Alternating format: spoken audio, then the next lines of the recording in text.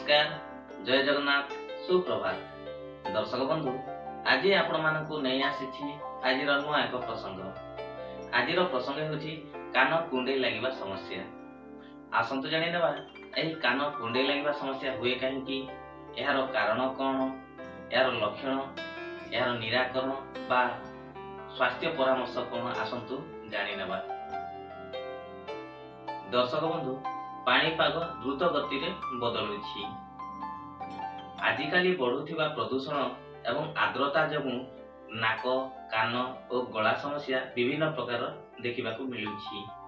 सेथि मध्यरु आज आमे जानि नबा ना कान कुंडे लागिबा समस्या। दर्शक बंधु, आजिकाली अनेक लोककू एही कान कुंडे लागिबा समस्या देखिबाकू मिलुछि। आसंतु जानि नेबा एही समस्यार तार कारण गुड़िक कौन कौन। प्रथम होछि एलर्जी समस्या। जदि कोनोसी व्यक्तिर एलर्जी समस्या थाए बा कोनोसी खाद्यपेय अथवा ट्रिगरिंग एजेंट जोगु एलर्जी समस्या हठात तीव्र रूप धारण करथाए, तेबे कान रे कुंडे लागिबा समस्या देखा देथाए।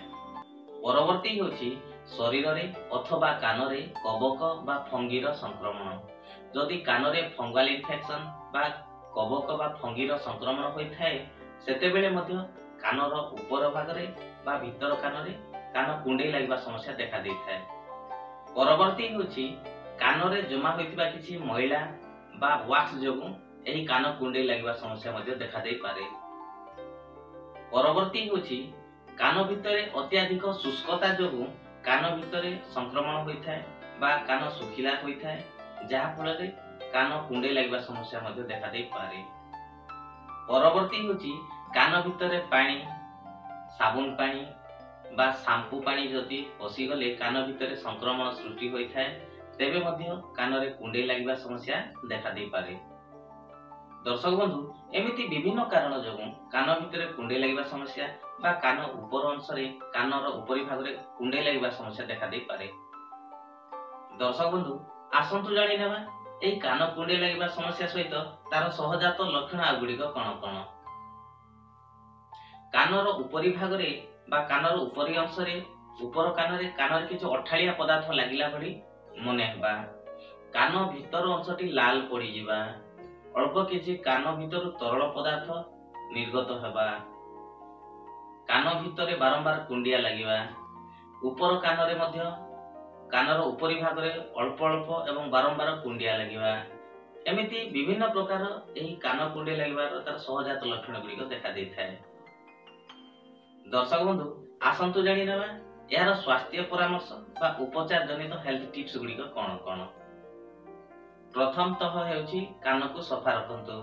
कान रे विभिन्न काठी पुरांतु नाही। औषधीय गुण नथिबा कोनोसी तैल कान रे पकांतु नाही। जेउ मानकर कान कुंडे लागिबा समस्या देखा देउछि, सेमाने अंडा, छतु, पनीर किबा नॉन वेज खाद्य कम खाइबा उचित। एपरिकी आदो न खाइले आहुरी भल। परवर्ती होछि सुवासित साबुन व्यवहार परिवर्ते केवल मेडिकेटेड साबुन ही व्यवहार करंतु एवं सीधा सड़क बाजार रो उपलब्ध थिबा कोनोसी कान ड्रप को न पकाई केवल चिकित्सकक बा डाक्टरक परामर्श रे कान ड्रप किबा औषध सेवन करंतु। देखिबे निश्चित रे आरोग्य लाभ करिवे। दर्शक बंधु, आजिर भिडियोटी आपण मानकु केमिति लागिला निश्चित रे मतामत देबे एवं सांग साथी गण रे शेयर करिवे, लाइक करिबा एवं सब्सक्राइब करबाटा जमारो भूलिबे नाही। आजि पई एतिकी, धन्यवाद।